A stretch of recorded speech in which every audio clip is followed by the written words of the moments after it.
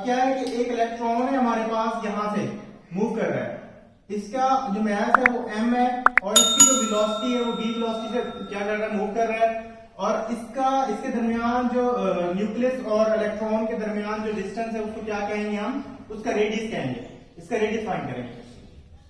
अब इनके दरमियान एक फोर्स ऑफ अट्रैक्शन है, फोर्स ऑफ अट्रैक्शन है जिसको क्या कहते हैं हम, इलेक्ट्रोस्टैटिक फोर्स। अच्छा, इलेक्ट्रोस्टैटिक फोर्स हमारे पास इक्वल है, किस चीज के इक्वल है, अब देखिए इलेक्ट्रोस्टैटिक फोर्स हमारे पास है इक्वल है एटॉमिक नंबर और चार्ज का स्केल, यानी कि एक चार्ज हमारे पास ये और एक चार्ज हमारे पास ये। अगर हम इसको,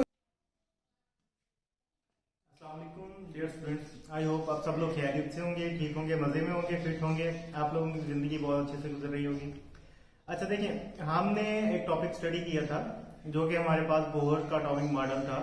प्रीवियस लेक्चर में हमने उसके पास्टुलेट्स देखे थे कि हमारे पास ये पास्टुलेट्स थे। उसके बाद उसने बताया कि अपने पास्टुलेट में भी उसके जो है सेंटर में न्यूक्लियस होता है और उसकी जो एनर्जी होती है वो क्वांटाइज होती है। उसके ऑर्बिट जो है हमारे पास जो इलेक्ट्रॉन जिसमें रिवॉल्व करता है वो भी हमारे पास क्या होते हैं, फिक्स होते हैं। अच्छा, तो उसके हिसाब से जो बोहर ने ना कुछ डेरिवेशन ड्राइव की थी, तो उसके रिलेशन के हिसाब से उसने रेडियस के लिए एक डेरिवेशन ड्राइव की थी, वो हम देखेंगे आज के। जो उसने डेरिवेशन ड्राइव की थी रेडियस के लिए, एनर्जी के लिए, वेलोसिटी के लिए, जो उसने डेरिवेशन जो उसने क्या क्या कहते हैं उसने इक्वेशन वगैरह दी थी, वो हम देखेंगे कि उसने कैसे ड्राइव की थी, उसमें क्या क्या चीजें थी। तो चलते हैं अपने टॉपिक की तरफ, जो कि हमारे पास टॉपिक क्या है, derivation of radius of revolving around electron in nth orbit. पता है क्या कहते हैं कि उस जो ऑर्बिट है ना, मतलब इलेक्ट्रॉन का, उसके जो जिसमें वो मूव कर रहा था, रिवॉल्व कर रहा था, उसका रेडियस ड्राइव करने के लिए क्या किया, इसने ना एक इक्वेशन दी, इसने एक डेरिवेशन ड्राइव की थी कि भाई अगर कोई जो हमारे पास इलेक्ट्रॉन है वो किसी ऑर्बिट में रिवॉल्व कर रहा है, पहले ऑर्बिट में है, दूसरे में है, तीसरे में, चौथे में, तो उसका रेडियस क्या होगा, वो रेडियस निकालने के लिए इसने क्या किया, एक इक्वेशन ड्राइव की है। तो उस इक्वेशन को हम देखेंगे कि इसमें रेडियस के लिए क्या था। Bohr drive the expression for the radius of the orbit in hydrogen और लाइक आयंस हीलियम, लिथियम और बेरिलियम। ठीक है, कहता है कि इसने एक एक्सप्रेशन ड्राइव किया रेडियस का, ऑर्बिट के रेडियस का एक एक्सप्रेशन ड्राइव किया। किसके लिए, या तो वो हाइड्रोजन के लिए हो सकता है, या आयन लाइक, मतलब हीलियम का आयन हो सकता है, लिथियम का आयन हो सकता है, बेरिलियम का आयन हो सकता है। अच्छा, इन पे देखो जो प्लस का साइन शो हो रहा है, इसका क्या मतलब है कि ये जो था ना, ये जो मॉडल था, ये क्या था, ये सिर्फ मोनो इलेक्ट्रॉनिक स्पीशीज यानी सिंगल इलेक्ट्रॉन स्पीशीज के लिए वैलिड था।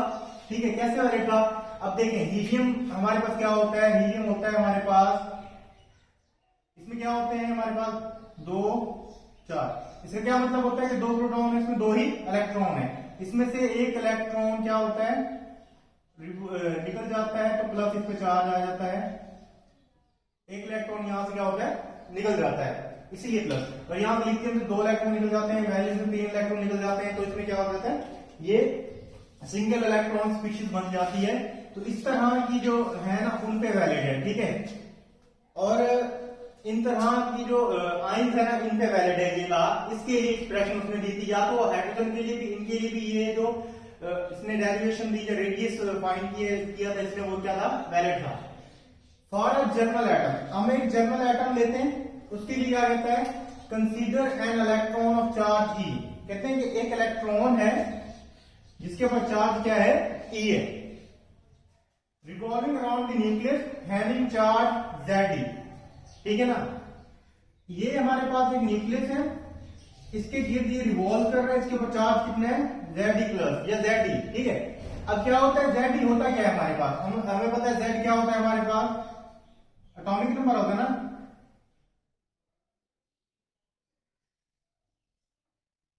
Atomic number. तो अब न्यूक्लियस के अंदर क्या होता है, एटॉमिक न्यूट्रॉन और प्रोटॉन होते हैं। तो उसके लिए हम क्या करेंगे, Ze, ये चार्ज के लिए और ये इसके न्यूक्लियस के लिए, तो हम इसको क्या कहेंगे, Zd को, Zd हमारे पास हो जाएगा न्यूक्लियर चार्ज।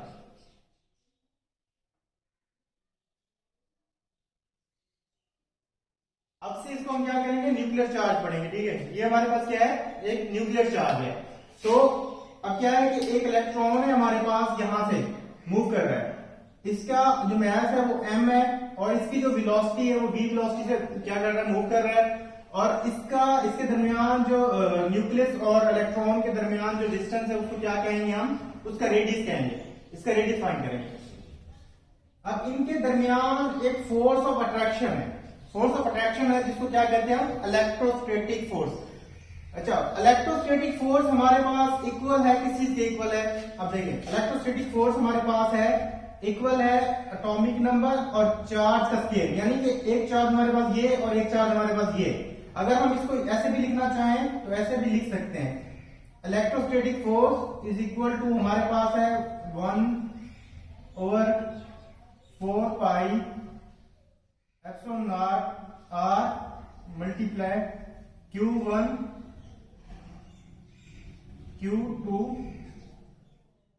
और यहाँ पे नहीं, sorry, Q1 Q2 over R, और ये R जो है यहाँ का रेडियस है, ठीक है, इन दो चार्जेस के दरमियान। अब Q बड़ा जो ये Q1 और Q2 चार्जेस हैं, ये हमारे पास Q1 और ये Q2 हमने इसको पुट किए, ठीक है। तो इन दोनों को जब हम कंबाइन करेंगे हम इनको किस तरह लिख सकते हैं, ये हमारे पास electrostatic force is equal to हो गया 1/एप्सिलॉन नॉट, और यहाँ पे Q1 की जगह पे हम क्या पुट करेंगे,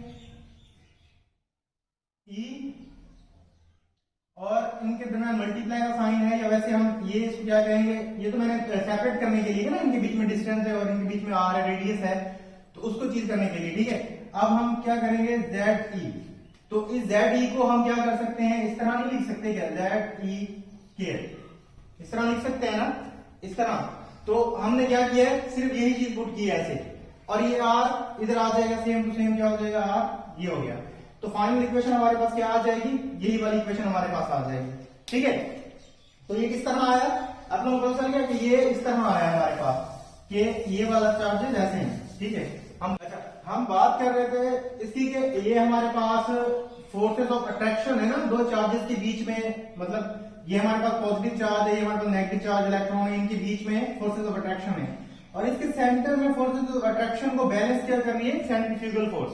और सेंट्रीफ्यूगल फोर्स हमारे पास ये हमारे पास क्या, सेंट्रीफ्यूगल फोर्स क्या होती है कि जो किसी चीज को, ये देखो हमारे पास ये फोर्सेस ऑफ अट्रैक्शन, इसको सेंट्रीफ्यूगल फोर्स क्या होती है, सेंटर की तरफ इसको खींच रही है, और इसको बैलेंस करने के लिए एक फोर्स ऊपर की तरफ खींच रही है ताकि ये इसी ऑर्बिट में क्या करता रहे, रिवॉल्व करता रहे, ठीक है। और फोर्सेस ऑफ अट्रैक्शन हमारे पास क्या होती है, फोर्सेस ऑफ अट्रैक्शन को देखते हैं, तो ये हमारे पास फोर्सेस ऑफ अट्रैक्शन है, यानी इलेक्ट्रोस्टैटिक फोर्स है, तो इसको क्या कहेंगे हम, electrostatic force is equal to हमारे पास है न्यूक्लियर चार्ज प्लस इलेक्ट्रॉन के ऊपर चार्ज। अब देखो ये Z हमारे पास वैसे का वैसे हमारे पास आ गया, और उसके साथ E और E दोनों तो क्या हो गया, स्केयर हो गया, तो अपॉन क्या आएगा, 4 pi epsilon naught R square, ठीक है। ये हमारे पास हो गई इलेक्ट्रोस्टैटिक फोर्स, क्या हो गई, इलेक्ट्रोस्टैटिक फोर्स। और इसको बैलेंस करने के लिए जो हमारे पास फोर्स है वो हमारे पास क्या आ जाएगी, सेंट्रीफ्यूगल फोर्स, यानी FC centrifugal force is equal to हमारे पास क्या है, mv² over r, mv² over r।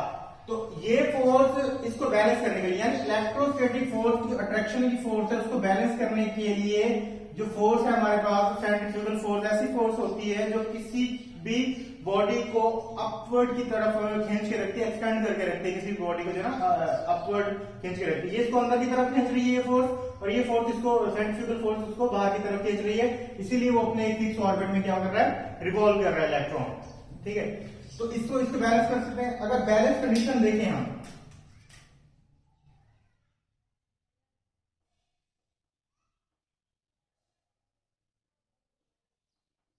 Balance condition हमारे पास क्या होगी, जब ये और ये, यानी कि F electrostatic is equal to है F सेंट्रीफ्यूगल, तो हम क्या करेंगे, इनकी जो हमारे पास राइट साइड है वो भी हमारे पास सेम होगी, तो हम क्या लिख लेते हैं, ZE square 4 pi epsilon naught R square is equal to m B square over are.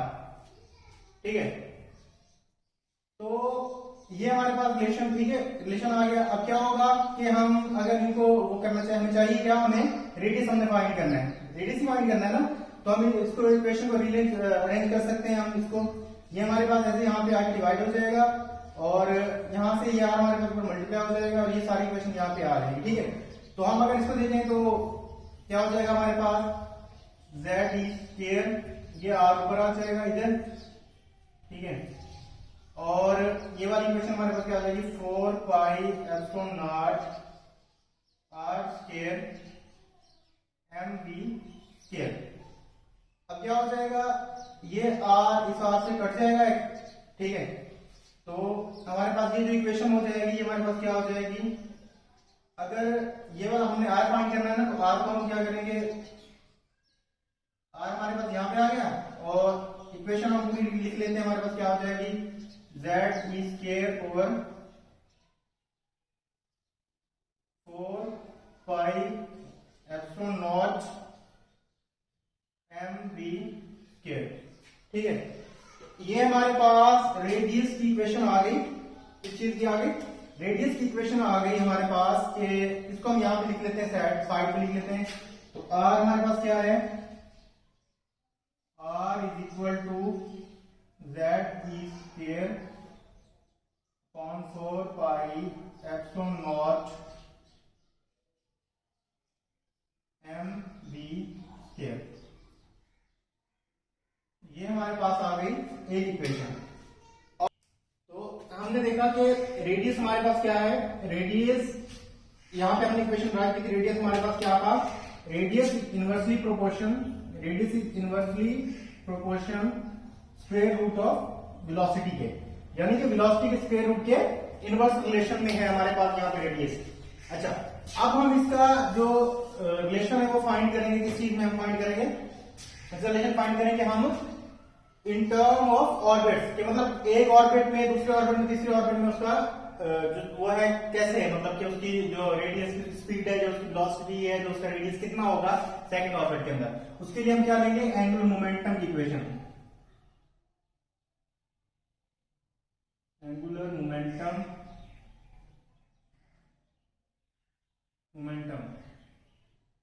और वो हमारे पास क्या था, वो हमारे पास था m h over 2 pi is equal to m b r. Angular momentum ऐसे, मतलब इसको इस तरफ लिखो, इस तरफ लिखो, बात सेम होगी, दोनों साइड सेम है। उसके लिए हम लेंगे इसका स्क्वायर रूट, क्या करेंगे, स्क्वायर रूट लेंगे इसका, इक्वेशन का हम ले रहे हैं square root, taking square root, by taking square root. अगर इसका स्क्वायर रूट हमने लिया है तो ये हमारे पास क्या हो जाएगा, एन स्क्वायर एच स्क्वायर, 2 का स्क्वायर क्या होता है 4, और पाई के ऊपर भी स्क्वायर आ जाएगा, इक्वल टू हमारे पास क्या हो जाएगा, एम का स्क्वायर, बी का स्क्वायर और आर का स्क्वायर हो जाएगा। अच्छा, इसको हम डिवाइड कर देंगे, हमारे पास जो इलेक्ट्रोस्टैटिक इक्वेशन थी, हमारे पास इलेक्ट्रोस्टैटिक इक्वेशन थी, ये हमारे पास आ गया। तो इसको हम क्या करेंगे, इलेक्ट्रोस्टैटिक वाली जो इलेक्ट्रोस्टैटिक फोर्स ऑफ अट्रैक्शन थी, उसकी जो इक्वेशन थी हमारे पास, उस पर क्या करेंगे, हम डिवाइड करेंगे। वो हमारे पास क्या थी इक्वेशन, वो हमारे पास थी z d square 4 pi epsilon naught r square is equal to m B square over r, electrostatic force of attraction और सेंट्रीफ्यूगल फोर्स। ठीक है, ये हमारे पास, इस पे हम डिवाइड कर देंगे। अगर आप लोग देखो कि इसको अगर हम अरेंज करना चाहें तो अरेंज भी कर सकते हैं, इक्वेशन में कन्वर्ट कर सकते हैं।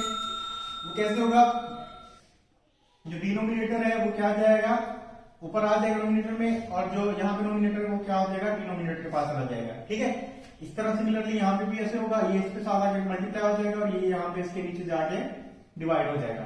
ठीक है, ये इक्वेशन हो जाएगी। हम इस इक्वेशन को दोबारा लिख लेते हैं, यहाँ पे क्या हो जाएगा हमारे पास एन स्क्वायर एच स्क्वायर, और ये वाला ऊपर आके क्या हो जाएगा, multiply 4 pi epsilon naught r square divided by 4 pi का स्क्वायर, और ये वाला जेड का स्क्वायर। यहाँ तक बात क्लियर हुई? ये ऐसे आ जाएगा। अच्छा जी, तो उसके बाद क्या होगा हमारे पास, ये वाला भी सिमिलरली ऐसे ऐसे हो जाएगा दूसरा वाला। तो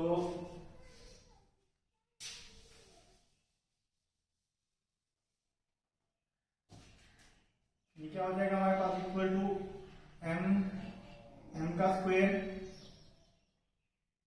बी का स्क्वायर, आर का स्क्वायर मल्टीप्लाई आर और divided by M B square. ये क्वेश्चन ऐसे आ जाएगी हमारे पास, ये हमारे पास इससे कट जाएगा, ये एम से कट जाएगा, ये 4 से कट जाएगा, ये पाई से कट जाएगा। और जो हमारे पास इक्वेशन बाकी बचेगी वो हम क्या करेंगे, लिख लेते हैं एन स्क्वायर एक्स स्क्वायर, अच्छा एम स्क्वायर एक्स स्क्वायर, और यहाँ से एम एच हो गया हमारे पास, एम स्क्वायर एक्स स्क्वायर हो गया, और क्या बच गया हमारे पास, एप्सिलॉन नॉट और आर स्क्वायर। अगर इसको आर स्क्वायर हो गया हमारे पास, और नीचे हमारे पास क्या बचा, जेड का स्क्वायर बच गया। यहाँ पे क्या बच गया, इक्वल टू एम एक बच गया हमारे पास, आर का स्क्वायर बच गया, और मल्टीप्लाई आर बच गया हमारे पास। अब हमें चाहिए क्या, रेडियस, हम इनको क्या करेंगे, यहाँ पे आगे डिवाइड कर देंगे, ठीक है। तो ये हमारे पास m square x square epsilon naught r square divided bye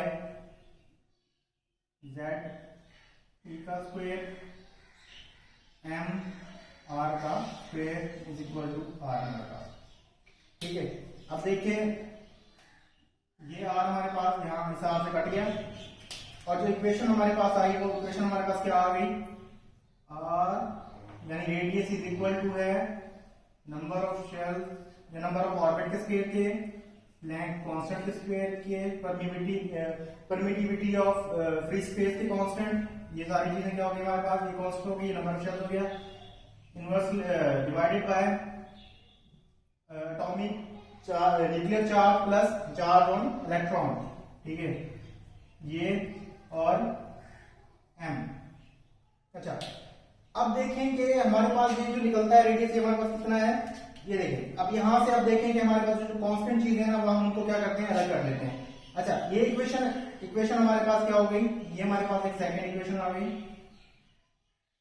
इसको हम क्या करते हैं, वहां पे लिख लेते हैं, ठीक है। हमारे पास क्या है equation, R is equal to n square x square और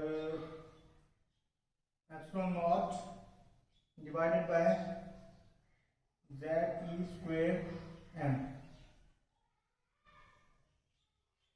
ये हमारा हो गया रिलेशन किस चीज के साथ, नंबर ऑफ शेल्स या ऑर्बिट्स के साथ, ठीक है।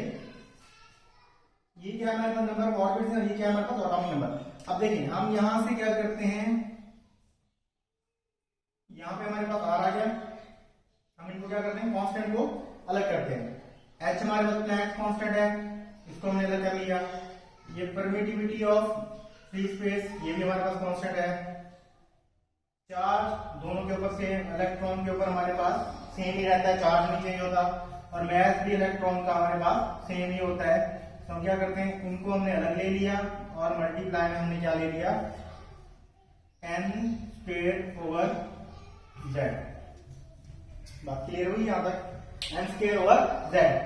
अब क्या कहते हैं कि जो रेडियस है ना हमारा, यहाँ पे क्या है, डायरेक्ट रिलेशन है इसका, रेडियस है हमारे पास, रेडियस यहां पे चलते हैं, रेडियस डायरेक्टली प्रोपोर्शन है ऑर्बिट्स के, square root of orbits.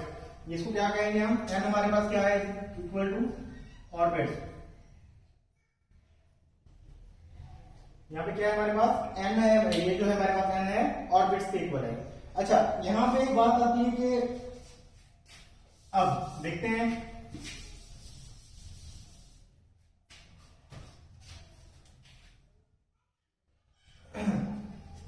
r is equal to x square epsilon naught e square m multiply N square over Z.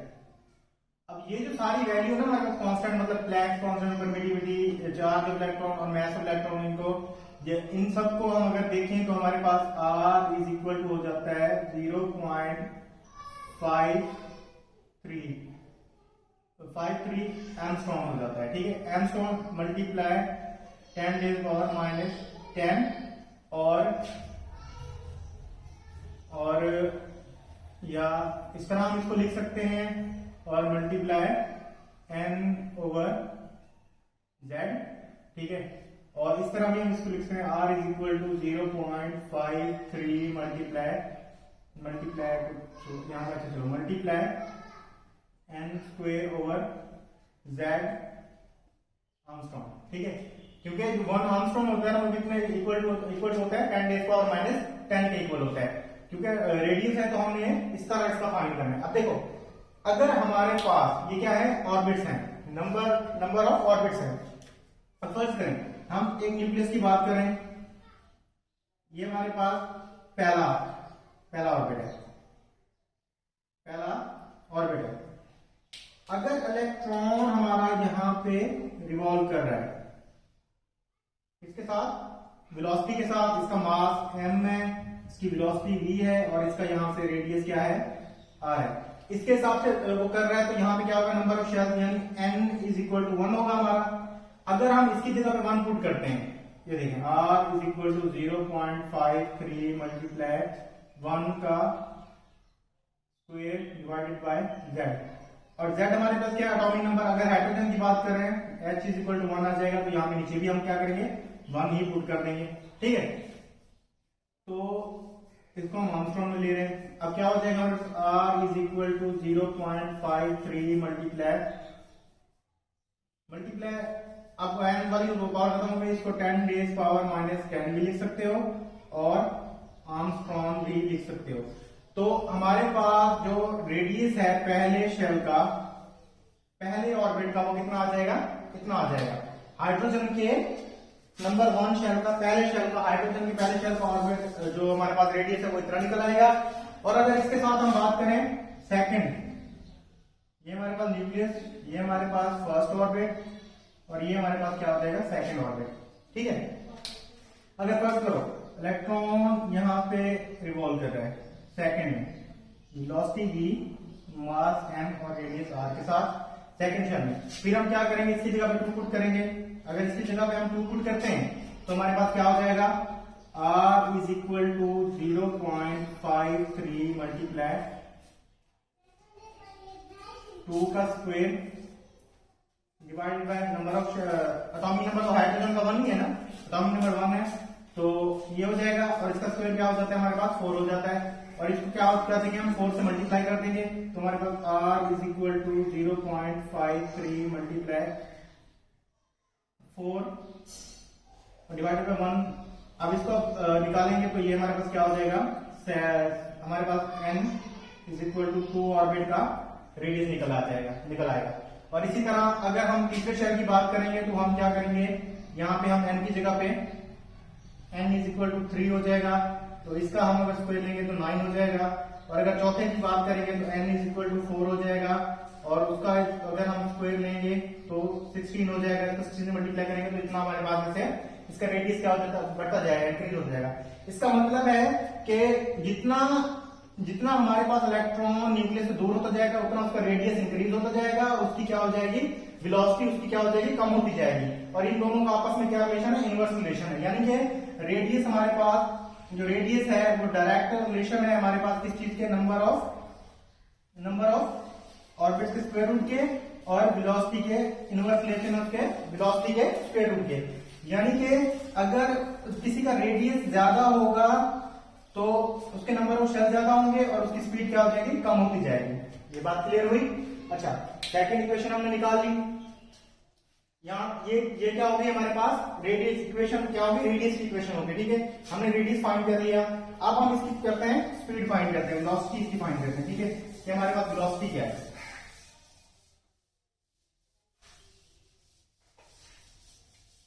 अच्छा हम बात कर रहे हैं जी वेलोसिटी की।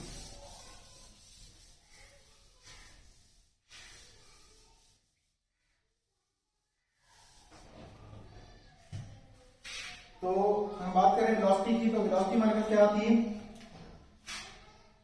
अच्छा जी, वेलोसिटी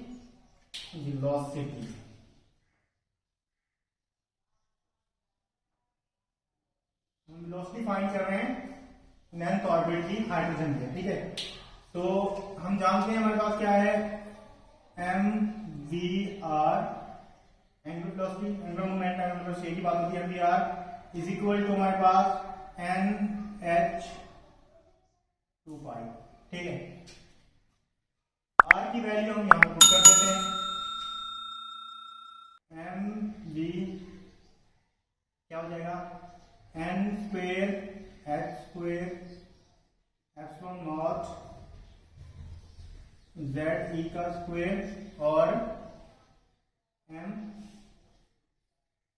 इज इक्वल टू हमारे पास क्या आ जाएगा, एन एच ओवर 2 पाई, ठीक है। अब देखेंगे क्या होगा। अब ये होगा कि ये हमारे पास जो एन है, एक एन से कट गया, एक एच से कट गया। अच्छा, उसके बाद क्या बचा, क्या बचा रहा, हाँ ये एम, इस एम से कट गया ये। अब देखो क्या होता है हमारे पास, अब बी हमारे पास यहां पे रह गया इज इक्वल टू, अब क्या होगा, ये इधर जाके ऊपर मल्टीप्लाई हो जाएगा, यानी कि जेड ई का स्क्वायर, और यहां पे क्या बचा, नीचे हमारे पास क्या बचा, एक एम बच गया यहाँ से, एक एच बच गया यहाँ से, एप्सिलॉन नॉट बच गया और 2 पाई बच गया हमारे पास, ये चीजें बच गई हमारे पास। अच्छा, अब इसको हमें क्या हो गया, वेलोसिटी का भी पता चल गया हमारे पास। जो वेलोसिटी है वो हमारे पास डायरेक्ट रिलेशन में है नंबर ऑफ एटॉमिक नंबर्स के डायरेक्ट रिलेशन में है, ठीक है। एटॉमिक नंबर के डायरेक्ट रिलेशन में है हमारे पास। तो यहां से देखो ये इक्वेशन हम क्या करते हैं, वहां पे लिख लेते हैं, ये हमारे पास वेलोसिटी इक्वेशन आ गई है। तो v हमारे पास क्या हो जाएगा, v is equal to Z E square upon N H epsilon naught 2 pi. ये हमारे पास एक और इक्वेशन आ गई। अच्छा, अब इसमें से हम कांस्टेंट अलग करते हैं, v इज इक्वल टू, अब चार्ज हमारे पास क्या है, कांस्टेंट है, इसका स्क्वायर हमारे पास कांस्टेंट है। ये हमारे पास क्या है, n हमारे पास वेरिएबल होता है, नंबर ऑफ शेल्स वेरिएबल होते हैं, h हमारे पास कांस्टेंट है, एप्सिलॉन नॉट हमारे पास कांस्टेंट है, 2 हमारे पास कांस्टेंट है और पाई भी हमारे पास कांस्टेंट है, ठीक है। ये हमने अलग कर लिए, मल्टीप्लाई क्या किया हमने, z हमारे पास चेंज होता है, यानी एटॉमिक नंबर चेंज हो सकता है हमारे पास, और हमारे पास क्या होता है, n हमारे पास चेंज होता है। अब क्या है, वेलोसिटी इनवर्स रिलेशन में है किस चीज के, नंबर ऑफ ऑर्बिट के, शेल के, यानी कि जितना ज्यादा उसकी वेलोसिटी होगी उतने नंबर ऑफ शेल्स उसके कम होंगे। यानी कि अब देखें, ये हमारे पास एक न्यूक्लियस है, इस शेल की इसकी वेलोसिटी ज्यादा होगी इसकी निस्बत, क्योंकि वो दूर हो जाएगा। क्यों ज्यादा होगी, अगर यहाँ पे इसका वेलोसिटी अगर इसकी ज्यादा होगी इसके नंबर ऑफ शेल्स कम होंगे, यानी कि इस शेल में होगा इलेक्ट्रॉन। अगर इसकी वेलोसिटी कम होगी तो फिर नंबर ऑफ शेल्स इसके ज्यादा होंगे। ये क्या है, इनवर्स रिलेशन के अंदर है, ठीक है। तो ये हमारे पास इसका इनवर्स रिलेशन है, बात क्लियर हुई। तो ये हमारे पास क्या है, इसका इनवर्स रिलेशन है। अगर हम इसकी वेलोसिटी की बात करें, तो ये जो हमारे पास सारा कांस्टेंट है, ये सारा का सारा जो हमारे पास कांस्टेंट है, इसको हम अगर ऐड करें तो ये हमारे पास बनता है 2.18 मल्टीप्लाई 10⁻6 मीटर पर सेकेंड।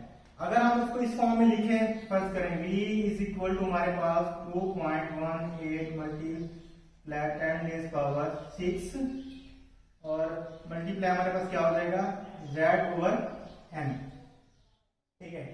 अब अगर हम बात करें हाइड्रोजन की बात करें कि हमारे पास हाइड्रोजन का एटॉमिक नंबर 1 होता है, और ये पहले ही शेल में अगर मूव कर रहा है तो 1 आ जाएगा।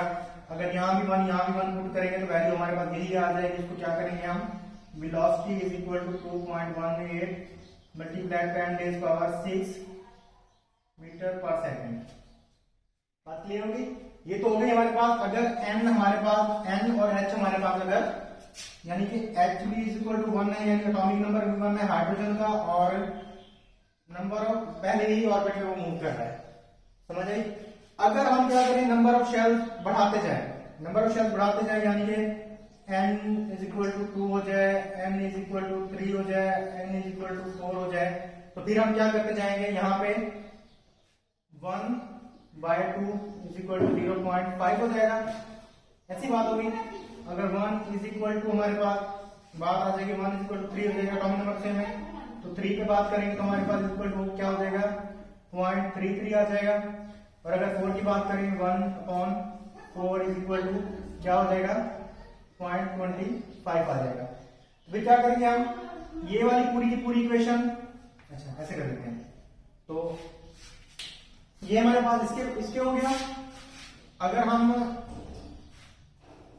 H इज इक्वल टू 1 यानी atomic number 1, N is equal to 2 की बात करें तो V इज इक्वल टू हमारे पास हो जाएगा 2.18 मल्टीप्लाइड 10 रेज़ पावर 6, और इसको मल्टीप्लाई हम किस चीज से कर देंगे, 2 के लिए हम क्या है 0.5 के साथ मल्टीप्लाई कर देंगे, तो ये हमारे पास आंसर जो भी आएगा हमारे पास क्या हो जाएगा मीटर पर सेकेंड में आंसर आ जाएगा।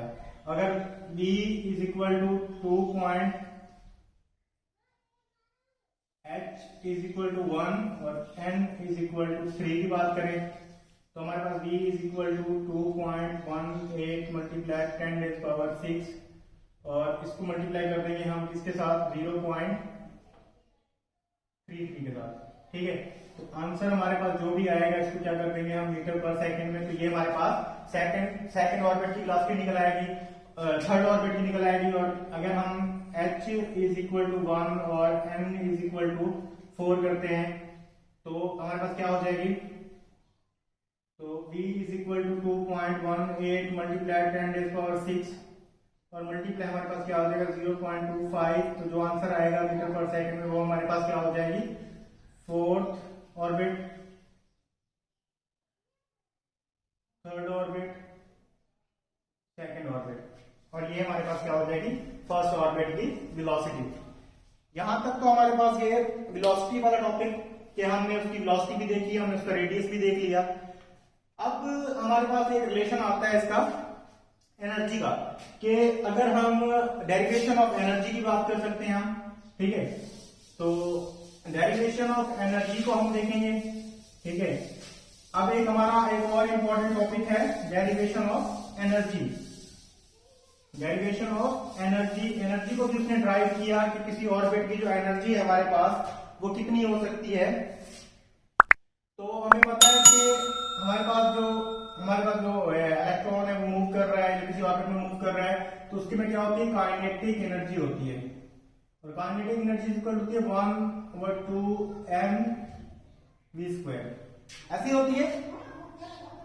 अगर आप देखें तो हमारे पास v की वैल्यू हमारे पास है, यहाँ पे v की वैल्यू है ना हमारे पास, तो kinetic energy is equal to 1/2m, v की वैल्यू पुट कर देते हैं हम Ze²/n/h∈0 पूरे का क्या है हमारे पास स्क्वायर है, पूरे का स्क्वायर है हमारे पास। अब क्या करेंगे, अगर इसको हम लिखते हैं तो हमारे पास क्या होता है 1/2m z का स्क्वायर, e का 4, n के ऊपर स्क्वायर आ जाएगा, h के ऊपर स्क्वायर आ जाएगा, ε0 के ऊपर स्क्वायर आ जाएगा, और ये 4 हो जाएगा, और पाई के ऊपर भी स्क्वायर आ जाएगा। तो चीजों के ऊपर स्क्वायर आ गया हमारे पास। अब क्या होगा हमारे पास काइनेटिक एनर्जी हमारे पास आ जाएगी इज इक्वल टू, हम इसको पहले लें 1/2m z का स्क्वायर और चार्ज का 4 n क्यूब 4 पाई का स्क्वायर, n का स्क्वायर, h का स्क्वायर और ε0 का स्क्वायर। ये 2 से मल्टीप्लाई होगा तो हमारे पास क्या हो जाएगा 1/8 हो जाएगा, m z का स्क्वायर e की पावर 4 और 4 4 कैंसिल हो गया, यहाँ पे आ गया, तो पाई का स्क्वायर, एन का स्क्वायर, एच का स्क्वायर और एप्सिलॉन नॉट का स्क्वायर हो जाएगा। ठीक है, यहाँ पे सामने हमारे पास क्या है, काइनेटिक एनर्जी है। अब अगर इसमें से हम देखें कांस्टेंट वैल्यू निकालें, अच्छा ये हमारे पास क्या आ गई, kinetic energy, kinetic energy of nth orbit. nth orbit की क्या है, काइनेटिक एनर्जी हमारे पास, हम इस इक्वेशन को वहां पे लिख लेते हैं हमारे पास, तो ये kinetic energy is equal to हमारे पास है 1/8 mz का स्क्वायर 4⁴ पाई का स्क्वायर, n का स्क्वायर, h का स्क्वायर और एप्सिलॉन नॉट का स्क्वायर। ये हमारे पास क्या हो गई, काइनेटिक एनर्जी की वैल्यू। ठीक है, अब इसमें से हम अलग करते हैं, हमारे पास जो कांस्टेंट है वो अलग करते हैं हम। 1/8 मास हमारे पास कांस्टेंट है, चार्ज हमारे पास कांस्टेंट है, पाई हमारे पास कांस्टेंट है, एच हमारे पास कांस्टेंट है यानी प्लैंक्स कांस्टेंट, ये हमारे पास कांस्टेंट है, हो गया। अब ये देखो हमारे पास क्या होता है, मल्टीप्लाई आ जाएगा, z का स्क्वायर और n का स्क्वायर हो जाएगा, और इस चीज की जो वैल्यू है हमारे पास वो कितनी है, हमारे पास 13.6। अगर इसको हम सारे कांस्टेंट को क्या करें, मल्टीप्लाई और इनकी वैल्यू निकालें तो हमारे पास क्या हो जाएगा, ये 13.6 मल्टीप्लाई 10⁻⁻19 या 13.6 इलेक्ट्रॉन वोल्ट।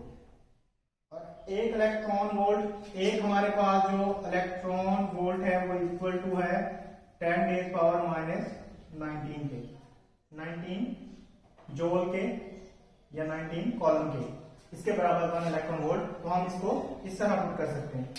और अगर इसकी बात देखी जाए, हम एनर्जी देखते हैं हमारे पास, इससे क्या मुराद है हमारे पास, तो यहाँ पे हमारे पास z का स्क्वायर,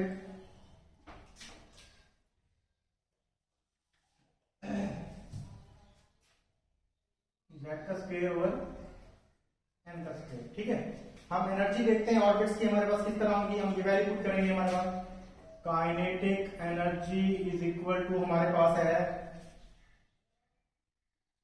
13.6 मल्टीप्लाई z का स्क्वायर और n का स्क्वायर इलेक्ट्रॉन वोल्ट। अब अगर बात हो जाए हमारे पास H इज इक्वल टू 1 यानी हाइड्रोजन का atomic number 1, atomic number Z is equal to 1 हो जाए और N इज इक्वल टू भी 1 हो जाए हमारे पास, तो इसकी जो एनर्जी है हमारे पास, एनर्जी कितनी हो जाएगी हमारे पास, इनकी जगह में 1 पुट करते हैं तो 1 आ जाएगा आंसर। तो हमारे पास क्या हो जाएगा, फर्स्ट शेल की एनर्जी हमारे पास क्या हो जाएगी, kinetic energy of first orbit 13.6 electron volt और kinetic energy is equal to 13.6 multiply 10⁻⁻19 joule. ठीक है, ये हो जाएगी हमारे पास किसकी, फर्स्ट शेल की, n is equal to 1, n is equal to 1। अगर n इज इक्वल टू 2 की बात करें हम, अगर n इज इक्वल टू 2 की बात करें हम, तो n की जगह पे 2 पुट करेंगे हम, तो kinetic energy is equal to हो जाएगी हमारे पास 13.6 मल्टीप्लाई n हमारे पास 1 हो जाएगा और नीचे क्या हो जाएगा हमारे पास 4 हो जाएगा, तो इलेक्ट्रॉन वोल्ट। और यहाँ पे जो एनर्जी आएगी हमारे पास, electrical energy equal to 13.6 multiply, ये 4 पे डिवाइड करेंगे तो हमारे पास कितना आंसर आ जाएगा हमारा यहाँ पे 0.25। इसको 0.25 से मल्टीप्लाई करेंगे तो जो आंसर हमारे पास आ जाएगा वो हो जाएगा हमारे पास इलेक्ट्रॉन वोल्ट के अंदर। ठीक है, तो ये हमारे पास क्या होता है, सेकंड शेल की, इसी तरह हम थर्ड शेल की, फोर्थ शेल की सबकी निकाल सकते हैं। ठीक है, अब ये हमारे पास हो गई थी काइनेटिक एनर्जी, काइनेटिक एनर्जी हमारे पास हो गई। और अब हम इसकी बात करते हैं पोटेंशियल एनर्जी की। ठीक है, इसकी बात करते हैं पोटेंशियल एनर्जी की। और जो हमारे पास पोटेंशियल एनर्जी हमारे पास होती है वो हमारे पास होती है potential energy is equal to 1/4πε0 Q1 Q2 over R, इसके बराबर होती है। और R की जगह पे हम क्या पुट करेंगे, जाहिर है वही वैल्यू पुट करेंगे, potential energy is equal to, और ये क्या वैल्यू होगी, विद साइन होगी, यानी कि इलेक्ट्रॉन के ऊपर नेगेटिव और जो न्यूक्लियर चार्ज है उसके ऊपर क्या होगा, हमारे पास पॉजिटिव चार्ज होगा।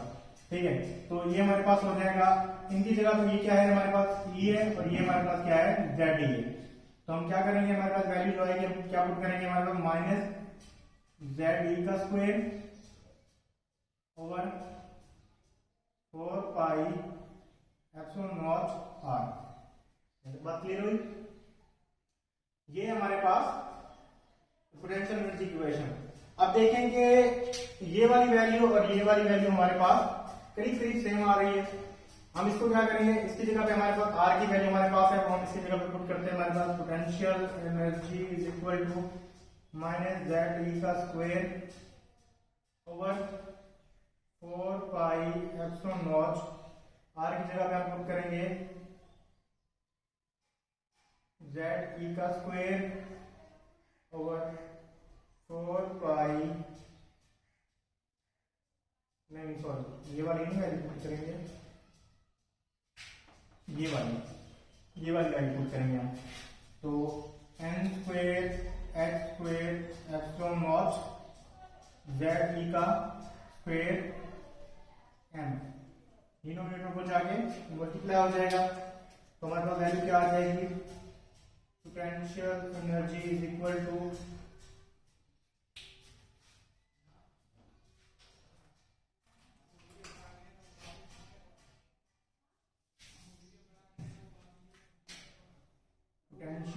एनर्जी इज इक्वल टू हमारे पास हो जाएगा माइनस ZE का स्क्वायर मल्टीप्लाई, ये ऊपर आ जाएगा ZE square m divided by ये क्या हो जाएगा हमारे पास 4πε0 m स्क्वायर h स्क्वायर ε0।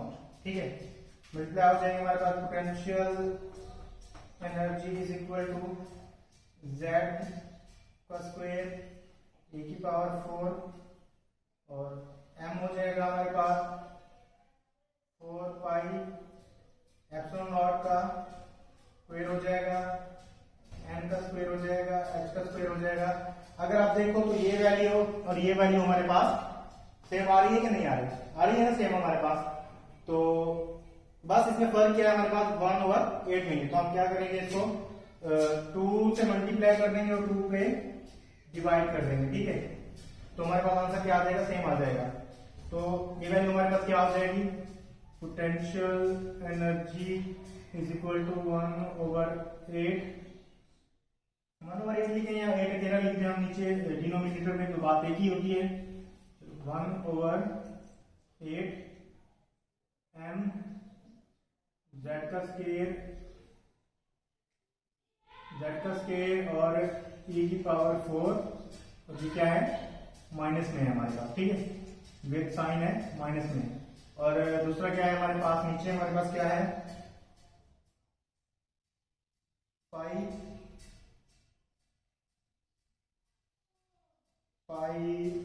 ε0 का स्क्वायर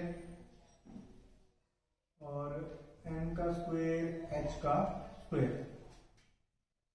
अब क्या हो जाएगा, और मल्टीप्लाई क्या है हमारे पास 2 के साथ हमने इसको मल्टीप्लाई किया, तो ये हमारे पास इक्वल हो जाएगा 1/8। ये हमारे पास क्या आ गया, potential energy value, potential energy is equal to minus m z का स्क्वायर e की पावर 4 और नीचे क्या है हमारे पास पाई ε0 का स्क्वायर, m का स्क्वायर और h का स्क्वायर। ये हमारे पास वैल्यू हो गई पोटेंशियल एनर्जी की। तो हम क्या करेंगे, यहाँ पे हमारे पास हम इसको अलग कर लेते हैं, हमारे पास जो कांस्टेंट तो m हमारे पास है और चार्ज हमारे पास है कांस्टेंट, और नीचे क्या है हमारे पास पाई एप्सिलॉन नॉट का स्क्वायर और h का स्क्वायर हमारे पास कांस्टेंट है, ठीक है। मल्टीप्लाई हमारे पास क्या हो जाएगा z का स्क्वायर और नीचे m का स्क्वायर। तो सेम टू सेम वैल्यू वही आ गई, लेकिन इसमें फर्क क्या आया कि हमारे पास क्या आ जाएगा, अगर इसकी वैल्यू भी हम निकालें तो हमारे पास आ जाएगी -2 मल्टीप्लाई 13.6 मल्टीप्लाई 10⁻⁻19 या इलेक्ट्रॉन वोल्ट की बात है, ठीक है। तो इस तरह हमारे पास ये क्या वैल्यू आ गई हमारे पास, potential energy is equal to हमारे पास ये वैल्यू आ गई हमारे पास, और क्या हो जाएगा z square over n square, ठीक है।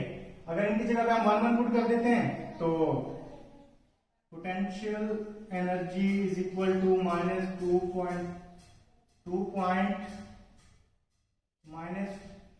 मल्टीप्लाई 13.6 और 1 1 एक ही बात हो जाती है, तो 13.6 इलेक्ट्रॉन वोल्ट हो जाएगी इसकी पोटेंशियल एनर्जी की वैल्यू, किसके लिए n इज इक्वल टू 1, और इसी तरह n is equal to 2, n is equal to 3, n is equal to 4, जो भी हम वैल्यू इसकी निकाल सकते हैं इसी तरह, ठीक है।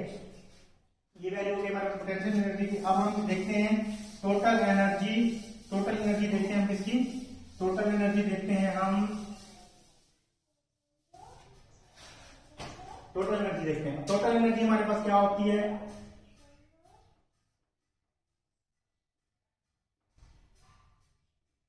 इज इक्वल टू है हमारे पास काइनेटिक एनर्जी, ठीक है, और पोटेंशियल एनर्जी। काइनेटिक एनर्जी और हमारे पास क्या है पोटेंशियल एनर्जी, और हमारे पास क्या हो जाएगा, उसको प्लस हम क्या करेंगे, पोटेंशियल एनर्जी माइनस प्लस हमारे पास क्या है काइनेटिक एनर्जी। पोटेंशियल एनर्जी और काइनेटिक एनर्जी को हम अगर प्लस करते हैं तो हमारे पास क्या आ जाएगी, टोटल एनर्जी आ जाएगी। अब अगर हम टोटल एनर्जी की बात करें, हमारे पास काइनेटिक एनर्जी पोटेंशियल एनर्जी हमारे पास कितनी आई, 2 मल्टीप्लाई 13.6, और यहाँ पे प्लस की बात आ गई, यहाँ पे हमारे पास 13.6, तो 13.6 कैंसिल हो गया, मतलब एक 13 हमारे पास रह गया, तो माइनस का क्या हो गया, -13.6 इलेक्ट्रॉन वोल्ट हमारे पास क्या है टोटल एनर्जी। टोटल एनर्जी हमारे पास क्या हो जाएगी, एक ऑर्बिट की हमारे पास जो एक इलेक्ट्रॉन की टोटल एनर्जी है एक ऑर्बिट की, वो हमारे पास क्या है 13.6 है। अगर हम बात करेंगे हमारे पास टोटल एनर्जी हमारे पास कितनी होगी, ये हो गई हमारे पास एक इसकी टोटल एनर्जी यानी कि 13.6,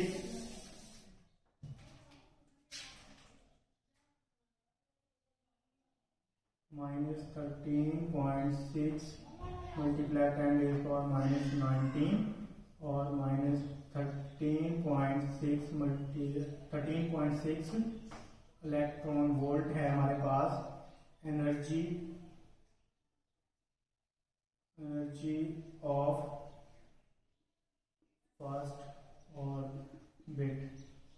फर्स्ट ऑर्बिट की एनर्जी हमारे पास इतनी है। ये है हमारे पास एक न्यूक्लियस, हम बात कर रहे हैं इसकी, तो इसके फर्स्ट शेल की एनर्जी, इसके सेकंड शेल की एनर्जी, इसके थर्ड शेल की एनर्जी और इसके फोर्थ शेल की एनर्जी, ये हम बात करते हैं, ठीक है। अब ये हमारे पास क्या है, n इज इक्वल टू 1 और इसकी वैल्यू हमारे पास क्या है -13.6 इलेक्ट्रॉन वोल्ट, ठीक है। ये हमारे पास है n इज इक्वल टू 2 और इसकी एनर्जी हमारे पास क्या है, इसकी एनर्जी है हमारे पास -3.4 इलेक्ट्रॉन वोल्ट, ठीक है। ये हमारे पास है n इज इक्वल टू 3 और इसकी एनर्जी हमारे पास क्या है -1.5 इलेक्ट्रॉन वोल्ट, और ये हमारे पास क्या है n इज इक्वल टू 4 है। इसकी वैल्यू हमारे पास कितनी है, इसकी वैल्यू है हमारे पास -0.85 इलेक्ट्रॉन वोल्ट, और ये वैल्यू आई कैसे है, अभी देखते हैं हम कैसे आई है।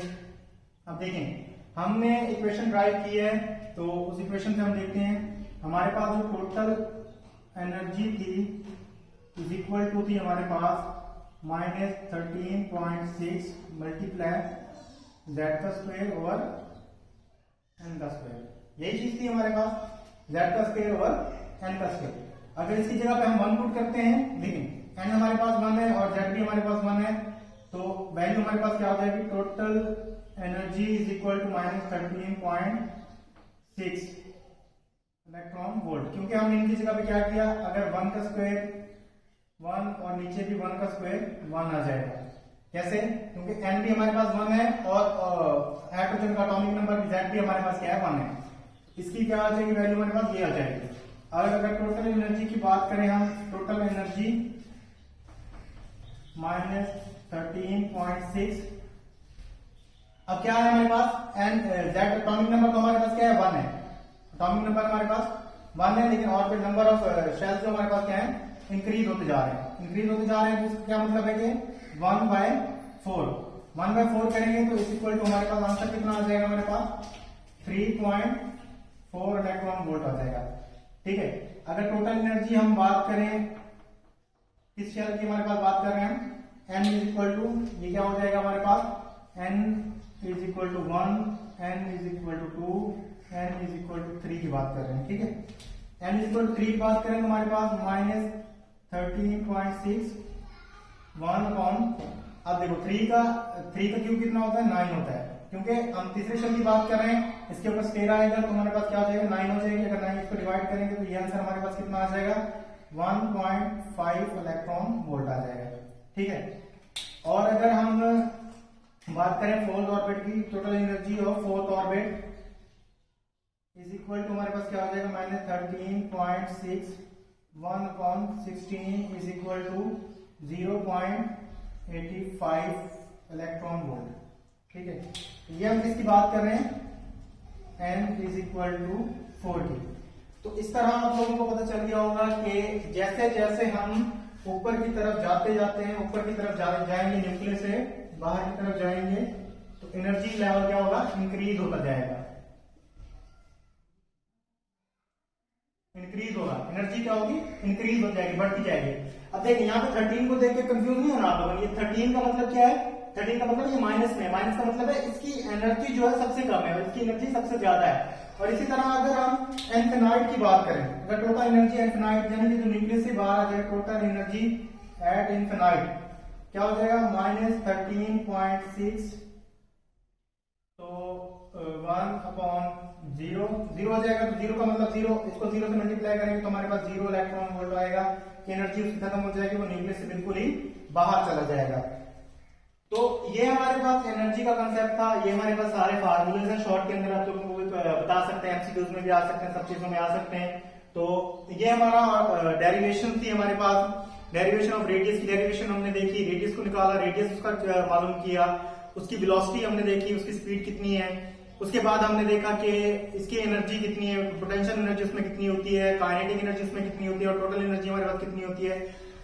अगर हम फर्स्ट शेल की बात करें तो -13.6 होता है, उसके बाद सेकंड में 3.4 होता है, फिर 1.5 होता है, फिर 0.18 होता है। अब यहाँ पे जो कॉन्सेप्ट था इसका बोहर का जो कॉन्सेप्ट था वो क्या कहता था, वो कहता है कि इसकी एनर्जी क्वांटाइज है, जब तक इसके अंदर 13.6 इलेक्ट्रॉन वोल्ट एनर्जी रहेगी वो इसी के अंदर ही मूव करता रहेगा, इसी के अंदर ही मूव करता रहेगा, इसी के अंदर ही मूव करता रहेगा। ठीक है, अगर हम उसको इतनी एनर्जी प्रोवाइड करते हैं, यानी इतनी एनर्जी हम उसको प्रोवाइड करते हैं कि इतना चला जाए, मतलब अगर अब देखो कि यहाँ पे हमारे पास है कितना हो जाएगा 10.2 ना, यानी कि अगर इसको हम इसका डिफरेंस निकालें हम, यानी कि ये हमारे पास क्या हो गया E1 और ये हमारे पास E2 हो गया, E1 E2 हो गया। ठीक है, अगर हम इनका डिफरेंस निकालना चाहें तो E2 माइनस E1, ठीक है, इनका डिफरेंस निकालना चाहेंगे तो माइनस क्या हो जाएगा, -10.2 इलेक्ट्रॉन वोल्ट इसको एनर्जी देंगे हम, कभी चाहेगा दूसरे ऑर्बिट में, नहीं तो अपने ही ऑर्बिट में क्या करता रहेगा, रिवॉल्व करता रहेगा। इसी तरह अगले ऑर्बिट में एनर्जी का डिफरेंस, तो ये इसकी क्वांटाइजेशन कंडीशन थी कि हर इलेक्ट्रॉन का ऑर्बिट फिक्स है, वो फिक्स ऑर्बिट में मूव करता रहता है विद सेम वेलोसिटी, और उसको क्या कहते हैं, उसका जो है चार्ज उसके पास सेम है, वेलोसिटी भी उसकी सेम है और एनर्जी भी उसकी सेम है, जब तक वो क्या आएगा एक ही ऑर्बिट में रहेगा। जब वो एनर्जी ऑब्जर्व करेगा तो आगे वाले ऑर्बिट में चला जाएगा, और जब एनर्जी रिलीज करेगा वो फिर वापस अपने ऑर्बिट में आ जाएगा। ये था हमारा इसका जो कॉन्सेप्ट था छोटा सा। अगले लेक्चर में इसकी हम लिमिटेशन देखेंगे, थोड़ी सी इसकी लिमिटेशन थी कि ये क्या कहते हैं वैलिड था सिर्फ मोनो इलेक्ट्रॉनिक स्पीशीज के ऊपर जिसके अंदर 1 इलेक्ट्रॉन था, ठीक है। तो बाकी ये जो था हमारे पास बोहर एटॉमिक मॉडल में जितनी डिटेल मुझे पता थी मैंने आप लोगों के साथ शेयर कर दी। आई होप आप लोगों के लिए वीडियो हेल्पफुल रहेगा हर तरह के एमसीक्यू सॉल्व करने में, क्वेश्चन एग्जाम के क्वेश्चन, ये इंपॉर्टेंट बहुत इंपॉर्टेंट क्वेश्चन है फर्स्ट ईयर के केमिस्ट्री का, ठीक है, चैप्टर नंबर 5 का एटॉमिक स्ट्रक्चर का, बहुत इंपॉर्टेंट क्वेश्चन है। तो ये आपको एग्जाम में बहुत काम देगी, इस तरह ट्राई करना है। तो इंशाल्लाह मिलते हैं नेक्स्ट वीडियो में, तब तक के लिए जज़ाकल्लाह, अपना ख्याल रखिएगा, अल्लाह हाफिज।